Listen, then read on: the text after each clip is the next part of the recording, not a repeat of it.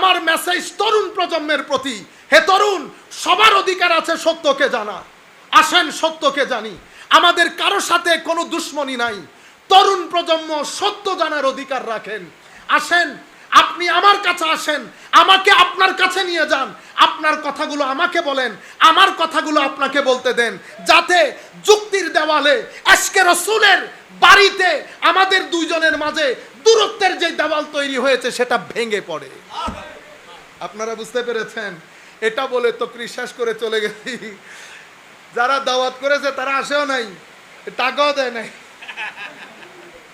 শরাবখোরি এগুলা সব বিশৃঙ্খলা। এগুলাকে যদি এক প্যাকেজে বলেন, আপনি যদি বলেন হুজুর এত নাম মনে রাখতে পারবো না, এগুলা একটা শব্দ বলেন যাতে আমি সব মনে রাখতে পারি, তো প্যাকেজ নাম দেব ইয়েজিদিয়ত। ইয়েজিদিয়ত এই হলো package of corruption. Package of corruption, সমস্ত কারাপশনের মূল। রুয়ে জমিনের মধ্যে এর পূর্বে কারাপশনের নাম ছিল ফেরাউন, এরপরে কারাপশনের নাম ছিল ফেরাউন। ইয়েজিদ আমার নবীর উম্মতের মধ্যে সব কিছুর কারাপশন, অশ্লীলতা বলেন, হারামখোরি বলেন, শরাবখোরি বলেন, বিয়াদবি বলেন, গুস্তাখি বলেন। গুস্তাখি করতে করতে এত দূর চলে গেছে, মদিনা শরীফের মধ্যে 3 দিন পর্যন্ত আজান দিতে দেয় নাই, সাহাবায়ে কেরামকে হত্যা করেছে। সবচেয়ে বড় বিষয়, রুয়ে জমিনের মধ্যে কত বড় বাত্তর খারেজি জেহেন মানুষ হলে আলে রাসূলের মহিলাদেরকে এত বড় অপমানিত লাঞ্ছিত করতে পারে? এটা উম্মতের পক্ষে, উম্মতের সবচেয়ে নিকৃষ্ট গুনাহগারের পক্ষেও সম্ভব না। সুতরাং ভাইরা আমার, হুসাইনিয়তকে বোঝার চেষ্টা করি। শুধু আসলাম, বসলাম, চলে গেলাম, মাঝখানে আমার জীবনে শরীয়তের মাধ্যমে তবিয়তের কোনো পরিবর্তন হলো না, তাইলে তো আমি জুকে তু রে গেয়া, যাহা আগে ছিলাম এখনো তাহা, এভাবে যদি কবরে চলে যায়, আমার নবী নাখোশ হবে, আমার নবী নাখোশ হবেন। সুন্নিয়তের জন্য আপনাদের বড় প্রয়োজন, আপনাদের পরিবর্তন বড় প্রয়োজন। আমার ভাইয়েরা, বড় স্লোগান দিয়ে, অ্যাকশন অ্যাকশন বলে, পাথর নিয়ে দৌড় দিয়ে, বাঁশ নিয়ে দৌড় দিয়ে আমার নবীর উম্মতের ওলি বুজুর্গরা এই কাজ করে নাই। চুপ করে বসেছিলেন, দেখেছেন, অজর দ্বারাই কেঁদেছেন, কোনো শব্দ নাই, কারণ ভিতরের জগতে আমার নবীর কুরবতের চেরাগ জ্বালিয়েছেন, হুসাইনিয়তের নূর জ্বালিয়েছেন, যারাই এসেছেন অ্যাট্রাক্টেড হয়েছেন। সুতরাং আসেন, মিশনের কাজকে আগে দেই, হুসাইনিয়তকে আগে দেই, এটার জন্য ওয়াদা করি, নিজের ব্যক্তি জীবন থেকে শুরু করি। ব্যক্তি পরিবর্তন না হলে পরিবার পরিবর্তন হয় না, সমাজ রাষ্ট্র অনেক দূরের কথা। চতুর্দিকে ইয়েজিদিয়ত, আকীদার ক্ষেত্রে ইয়েজিদিয়ত, আমলের ক্ষেত্রে ইয়েজিদিয়ত।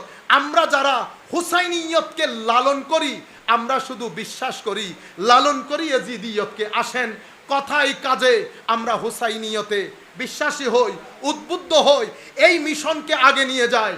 এই মিশনকে আগে নিয়ে যেতে হলে নামাজ পড়তে হবে, জিক্রে ইলাহির মধ্যে সময় দিতে হবে, একাকিত্বে সময় দিতে হবে, স্ক্রিন টাইম, মোবাইলের টাইম কমাইতে হবে, কোরআনের তিলাওয়াত বাড়াইতে হবে, দরুদে মুস্তাফা বাড়াইতে হবে, আল্লাহর ওলিদের জিয়ারত করতে হবে।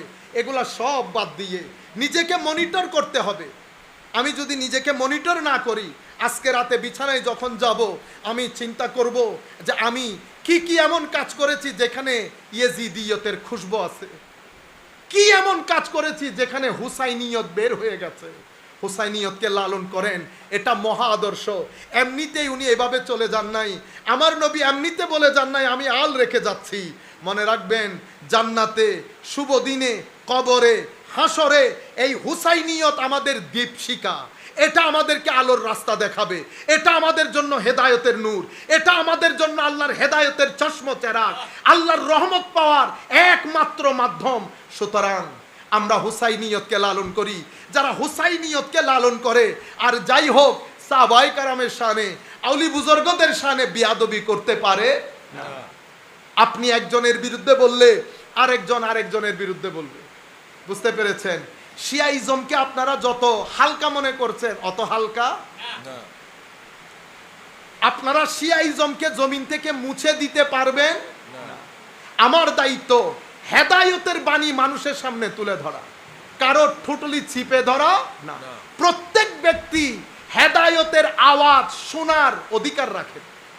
আমি আমার নবীর গোলাম হিসেবে আমার কাজ হচ্ছে প্রত্যেক দরবারে গিয়ে হোসাইনিয়তকে তুলে ধরা। হোসাইনিয়তকে, আমরা যেহেতু ডাইভার্স সোসাইটিতে থাকি, তো আমাদের ওখানে ইন্টারফেইথ বিভিন্ন ধর্মের মানুষ, পুলিশ প্রশাসন, যাতে সবাই তাদের অধিকার পায়, এগুলো আমাদের করতে হয়। তো ওখানে কাদিয়ানিও আছে, শিয়া ভাইয়েরও আছে। তো আপনি বলতে পারবেন তোদের লোকে বসবো না? এখানে বলেন, ওখানে ঠিক থাকতে হয়। বুঝতে পেরেছেন? তো এই সম্পর্কের কারণে আমাকে এক জায়গায় দাওয়াত করেছে, বড় মাহফিল। তো আমি গিয়েছি, যেহেতু ঈদে মিলাদুন্নবীতে আসা যাওয়া হয়। আমি মাহফিলে তকরীর করার আগে আমাকে বলতেছে, হুজুর এই কিছু মনে না করলে আপনি দয়া করে আবু বকর সিদ্দিকের নাম নিয়েন না, আয়েশা সিদ্দিকা রাদিয়াল্লাহু, এগুলা না নিয়ে হুজুর শুধু আলে রসুলের কথা বলি। আল্লাহ, আচ্ছা ঠিক আছে, কোনো অসুবিধা নেই বেটা। সে বুঝতে পেরেছে হয়তো আমার চেহারা সুরত দেখে আমার রাগে তখন, বুঝছেন না, টন টন করতেছে। সে আবার আমার কানে কানে বলতেছে, হুজুর মাহফিল আবার নষ্ট হয়ে যাবে। আমি পরিবেশ সৃষ্টি করেছি। আমি বলতেছি, এখন আপনাদেরকে একটা হাদিস শোনাবো, যে হাদিসের মধ্যে আমার নবী এরশাদ করেছেন, আমার নবী এরশাদ করেছেন, এগুলাই তো হাদিস। কিন্তু এখন যে হাদিস শোনাবো সেটা আমার নবী বলেন নাই, সেটা আমার নবীর একজন স্ত্রী বলেছেন। কি বলেছেন? উনি বলেছেন, আমি ফাতেমার চেয়ে রাদিয়াল্লাহু তাআলা আনহা ওয়া আলাইহাস সালাম, আমি ফাতেমার চেয়ে আমার নবীর মতো রাত্রি জাগরণ করে এত বেশি ইবাদতকারিনী, এত বেশি রোজা রাখনেওয়ালি আমার জীবনে আমি দেখিনি। ওয়াও করে সবাই কেঁদে উঠেছে ফাতেমার চেয়ে। আমি বললাম, জানেন এই হাদিস কে বলেছেন? এই কথা যিনি বলেছেন, উনার সাথে ফাতেমাতুজ জাহরা রাদিয়াল্লাহু তাআলা আনহার ব্যাপারে চুল পরিমাণ যদি বিদ্বেষ থাকতো, আর যাই হোক উনি এই কথা বলতে পারতেন না। ঠিক কিনা বলেন? সবাই বলে ঠিক। সবাই বলেছে ঠিক। আল্লাহ এই কথা বলেছেন আবু বকর সিদ্দিকের কন্যা, আমার নবীর স্ত্রী, কুল কায়নাতের মুমিনদের স্ত্রী হযরত আয়েশা সিদ্দিকা রাদিয়াল্লাহু তাআলা আনহা। চুপ হয়ে গেছে মজলিস, চুপ হয়ে গেছে।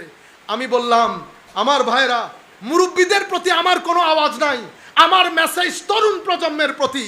হে তরুণ, সবার অধিকার আছে সত্যকে জানা। আসেন সত্যকে জানি, আমাদের কারো সাথে কোনো দুশ্মনী নাই। তরুণ প্রজন্ম সত্য জানার অধিকার রাখেন। আসেন, আপনি আমার কাছে আসেন, আমাকে আপনার কাছে নিয়ে যান, আপনার কথাগুলো আমাকে বলেন, আমার কথাগুলো আপনাকে বলতে দেন, যাতে যুক্তির দেওয়ালে আজকে রাসূলের বাড়িতে আমাদের দুইজনের মাঝে দূরত্বের যে দেওয়াল তৈরি হয়েছে সেটা ভেঙে পড়ে। আপনারা বুঝতে পেরেছেন? এটা বলে তো শেষ করে চলে গেছি। যারা দাওয়াত করেছে তারা আসেও নাই, টাকাও দেয় নাই। ওমা আলাইনা ইল্লাল বালাগুল মুবিন। আসসালামু আলাইকুম ওয়া রাহমাতুল্লাহ। যারা আয়োজন করেছেন সবার প্রতি আন্তরিক মুবারকবাদ এবং ধন্যবাদ। কিছু প্রশ্ন এসেছে, সেই প্রশ্নের 10-15 মিনিট আমরা চাচ্ছি ওয়ান ওয়ে না হোক, টু ওয়ে হোক।